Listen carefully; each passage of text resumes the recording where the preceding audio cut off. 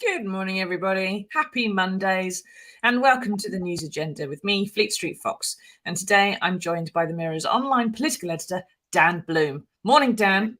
Morning. Now, this is the People's Pay-Per-View, so get into the comments, ask us your questions.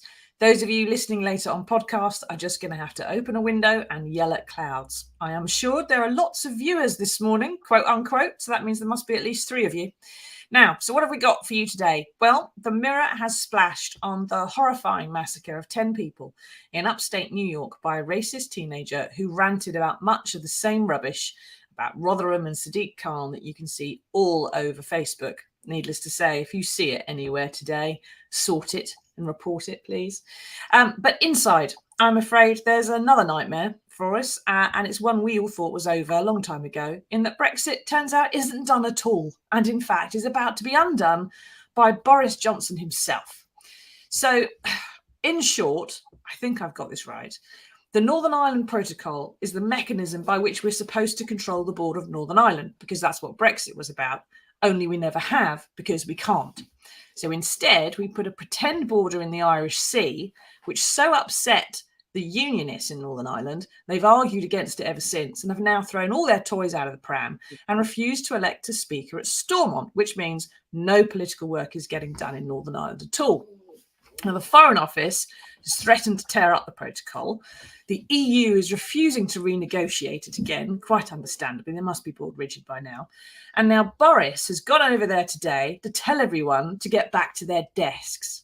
So, Dan, is this going to work any better than when he told all of the UK and then all of the civil service to likewise go back to work? One hopes so, because so much rests on it. Peace in Northern Ireland, stability and the good functioning of the government. The problem for him really is that the protocol is a kind of 60-odd page addendum to the deal that Boris Johnson himself pushed through with the EU to get Brexit done, to make sure that we actually left the EU. Very good from the graphics team there. Good timing. So, so what the issue is it pretty much, as you say, is that in order not to have a hard border between Northern Ireland and the Republic, we had to set up one in the Irish Sea, so that some goods that are travelling within the UK, which is one country, have to have customs checks as if they're going to a foreign country. And obviously that's hugely divisive. What Boris Johnson is looking for now is, it seems, not to tear up the entire thing, not to just say the whole thing is bunkum, but to say that we're going to override certain parts of it unilaterally. So usually if something's going wrong, you have to go through this joint committee with the EU and everything's agreed through diplomats. But if something's going really, really wrong, if there's serious societal fundamental problems, you can take action under the protocol. It's called Article 16 of the protocol. They're threatening to do either that or something else. And the whole argument will be over whether that's A, legal, and the EU may argue it's not, or even if the EU think it might be legal, they might argue that it's a provocative move, that it's undoing the diplomacy. So the problem is it's not just about whether the Northern Ireland issue can be solved, it's about what the knock-on effects of that are.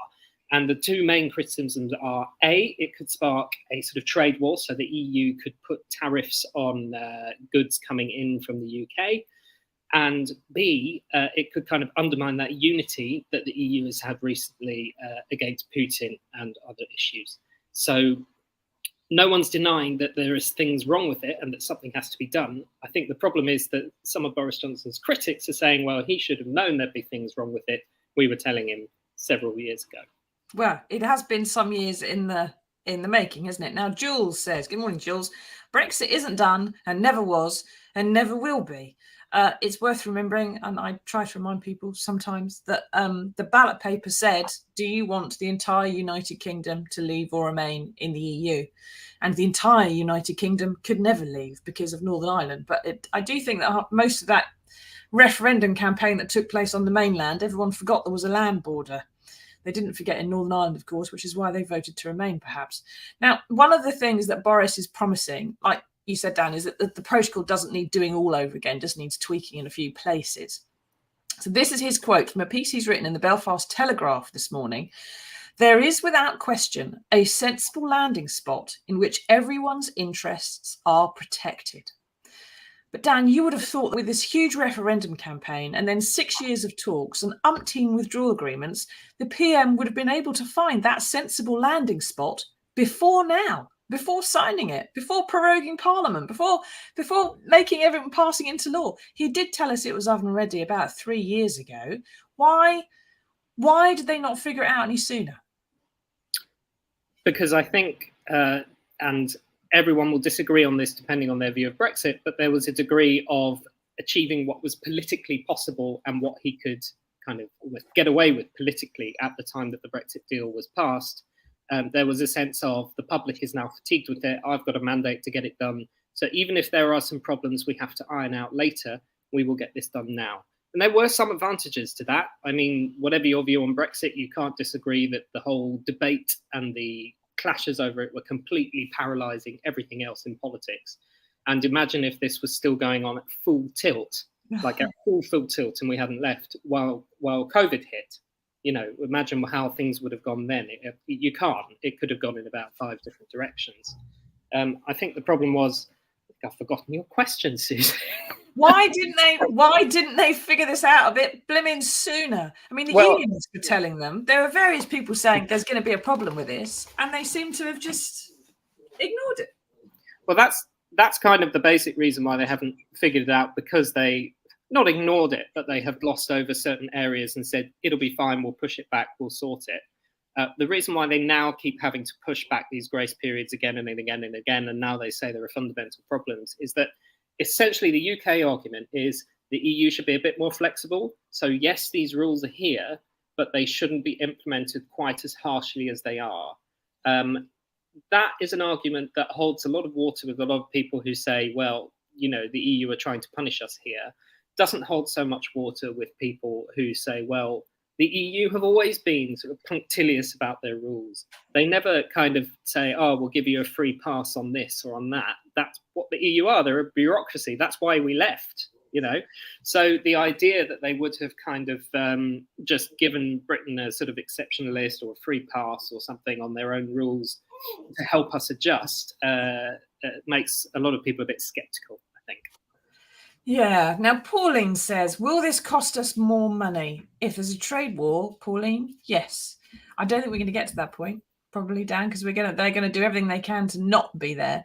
Now, Mike says, isn't this latest threat just a rehash of threats that Johnson and the Brexiters and government have been making for years? Every time they want a convenient distraction. There is a lot of other stuff going on. Is this confected in some way, Dan? As someone who writes lots of 10 things they try to sneak past you today kind of roundups, I don't. If it's confected, I don't think it's entirely confected, Mike, because you've got the whole problem of the local election results. The Stormont election results, local, on May the 5th, and the kind of unfolding chaos from that, and all the build up to it, where the assembly collapsed in February as well, and that kind of thing. So, power sharing. So I don't think this is a completely confected thing by the government. It's a genuine problem, and they're having to try to solve it. In terms of a trade war, for a war, both sides have to be taking action and it has to be escalating. The suggestion has at the moment been that, yes, possibly the EU could sort of put tariffs on our exports to the EU, but the crucial thing is, would Britain retaliate and put tariffs on things coming into Britain from the EU? And so far, Jacob Rees-Mogg, who has the title Brexit Opportunities Minister, has sort of indicated that's unlikely. He says that's politics of the school ground. So there's a whole debate there about, what you believe coming from Jacob Rees-Mogg. If you're not a particular fan of his, but that is what he's said so far. So let's hope that remains the case.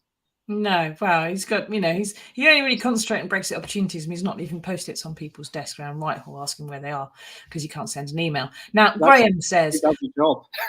He's got 2 jobs, leaving silly notes and Brexit opportunities. Now, Graham says, good morning, Graham. Biden won't let him. He's already had a stern warning from the US Senate. So what's on the Graham's talking about here is that if the EU and the Northern Ireland Protocol and all this goes horribly wrong, the US have said that they will not sign a trade deal with us. We're many years off that anyway, I think, Dan, and there's certainly some issues with various bits of the US trade deal people will or won't like. But is that pressure from the US going to be enough, you think, to make Boris want to be the gentle, calming influence who actually resolves it all that he sounds like he wants to be? No, because when has it ever in the past? No. However, I think this is all part of the political pressure. So when I talked about there are 2 big problems that could happen here, number 1, tariffs, and number 2, the diplomatic angle and the undermining the unity. If the US is almost sort of siding with the EU, if you want to put it that way, and saying, Britain is acting irresponsibly here, or even if the US administration isn't, but many prominent senators are, that just adds to the pressure on Boris Johnson to kind of find an amicable solution and not to kind of drive a coach and horses through it. And of course, Biden has been outspoken on this before.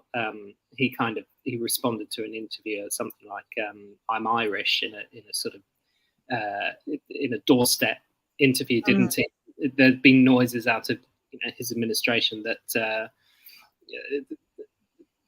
if they're not taking a side, but if they're sort of sympathies are with one side, it's with, well, what about people of the Republic and avoiding the hard border and all the rest of it. So it's a really tricky situation. Yeah. Now, Keith says, we're out and I would vote the same again. I voted out and I would do it again. This is part of the issue, I suppose, Dan, is that any impact we saw from Brexit, if it was a good impact, which Keith and people like him would want, you're not going to see it because of the pandemic and the war in Ukraine. And if it is a bad impact, which many other people think it was, again, it gets lost in the pandemic, financial impact and the war in Ukraine. Anne-Marie says, Gove said in the lead up to Brexit, we're sick of listening to the experts. And now it's coming to hit them hard on the ass. They should have listened to the experts. Unfortunately, Anne-Marie, I think we all end up being experts in Brexit and none of us want to be. This is the thing, that your 2 last commentators have perfectly fair points. People, a lot of majority of people who voted out, and the people who voted in had those arguments as well. And one of the things that was so unpleasant about the kind of 2016 to 2020 period was that people had strong views, strong points on both sides, and they were just completely irreconcilable because, there was grey area in between. But for a lot of people, some people wanted us to essentially cancel Brexit, not make it happen. It was sold on false pretenses and all the rest of it. And the other group said, no, we're a democratic country. We can think for ourselves. We don't want part of the EU bureaucracy, and we voted out. And this brings back, even though it's done and, no leading party is planning to go back in, not Labour nor the Conservatives, it brings back a lot of those divisions now. Yeah, I'd just like to quote Superhands from Peep Show. People voted for Hitler. People buy Coldplay records. You can't trust people necessarily. Now, Justin says, does this mean the bills are going to go through the roof? And he's right. He's got a point here. So speaking of the cost of living crisis, we've got another story now for you, Justin. Labour is talking about bringing a parliamentary vote on a windfall tax to put further pressure on the government. Now, having said that, Rishi Sunak, having said he wouldn't do one because it would stop investment by the energy companies, and the energy companies then saying, no, it wouldn't, you could do one, it'd be fine. The government has now admitted it is thinking about a windfall tax, but it's still not doing one. Now, they have already moved because of the pressure put on them by the Labour Party. So, Dan, what's Labour going to do here? Is it going to work? What can they actually do to force a windfall tax on the government? Labour's going to put an amendment down to the Queen's speech tomorrow, which is still being debated for an absurdly long time, almost to the end of this week, calling on the government to bring in a bill for a windfall tax on oil and gas giants. I mean, they say that BP and Shell alone have made more than 12 billion of profits in the first 3 months of this year, which is it's just completely crazy. And windfall tax would be a drop in the North Sea, shall we say. Will it work? Yes, and resoundingly no. It won't pass. You might not even get any Tories actually voting for it. What you might get is some Tories abstaining. This is all a bit of a guesswork from me and a little bit of informed guesswork. But the reason I say that is because it's the Queen's speech. Traditionally in government, you don't, if you're the party of government, you do not vote down something on the Queen's speech. You do not vote for amendments to the Queen's speech. And it's very, very rare for something like that to pass for that reason. We did have some examples, a couple of examples in the Theresa May years, which I haven't got the top of my head at the moment, but with a sort of nearly 80 majority, much more difficult for that to happen. Labour know that, although they might not say it, publicly. What the deal is here is that it's to put pressure on Tory MPs because the government has and some backbench MPs, prominent people like Mel Stride, the chairman of the Treasury Committee, have been moving towards a windfall tax. And Rishi Sunak and Boris Johnson, having kind of ruled out a windfall tax, are now saying it could be an idea, it could be a solution. So there's this slow march towards a U-turn. It's not so much a U-turn as a sort of slow meander in a river that might come round. And it's an Oxbow Lake, right? Oh God, it's too complicated. But you get the idea. Like, this is just to put political pressure on the government. It's not going to actually pass, but Labour would tell you otherwise because they say it should pass because there should be a windfall tax on these big fat cat giants. Yeah. Now, Mike says it's a reminder that the head of BP, Bernard Looney, what a marvellous name he's got, said in effect, tax us, we can afford it and it won't affect investment.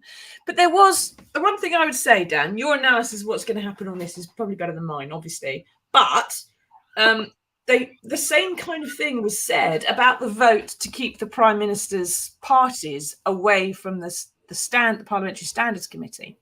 And in the end, the party management within the Conservative Party was so bad, they ended up having to let there be a free vote. And Labour had the opportunity to say, well, every Tory that votes to keep Boris safe, we can say you voted for secrecy over Partygate. Therefore, and there were so many abstentions and so on, it did go through.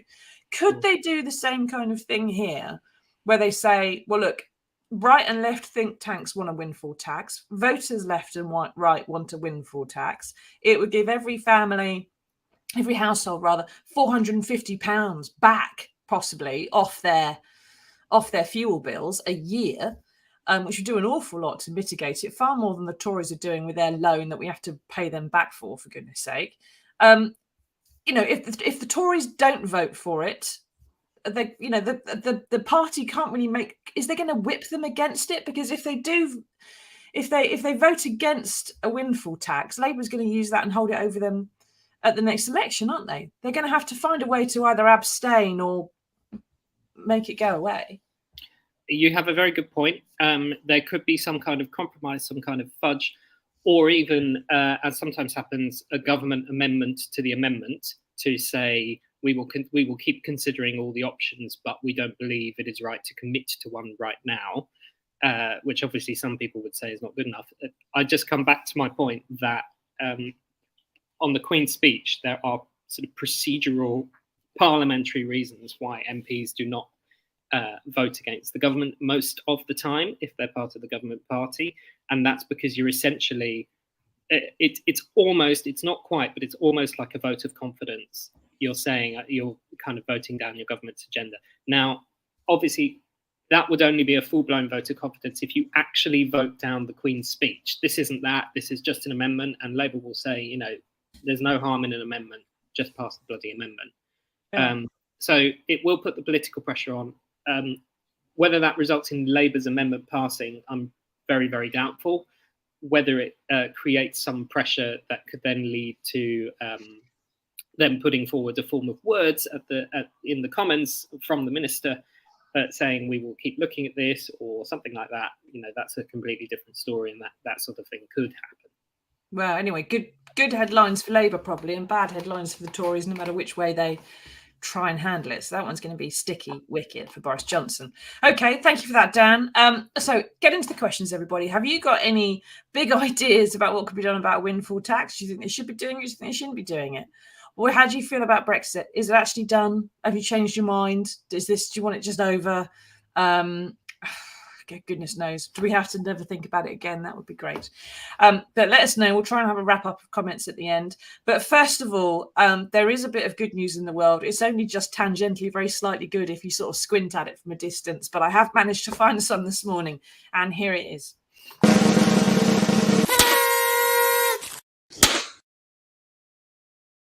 Now, as I said, it was a bit tricky finding some good news today. But there's a story about a statue of Margaret Thatcher being egged in an act which some would call a gross act of vandalism.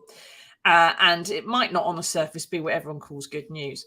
Now, this statue was going to be put up in London, but it was instead moved to her hometown of Grantham in Lincolnshire on the grounds that it was less likely to be targeted by left-wing mob there, who obviously they've taken again statues recently.